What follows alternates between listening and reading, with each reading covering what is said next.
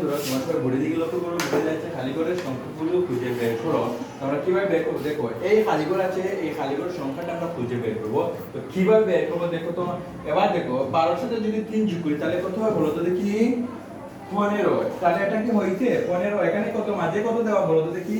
এখানে 9 দেওয়া, তাহলে হলো না। তাহলে আমরা বিয়োগ করে দেখি। হ্যাঁ, 12 থেকে 3 বিয়োগ করলে 9 হয়ে যায়। তাহলে বিয়োগ করলে মিলে গেছে মোটামুটি। তাহলে 12 থেকে 3 বিয়োগ করলে সমান 9 থাকে। হ্যাঁ, মিলে গেছে, ঠিক আছে। এবার দেখি তো 25 থেকে 6 বিয়োগ করলে কত থাকে বলো তো দেখি?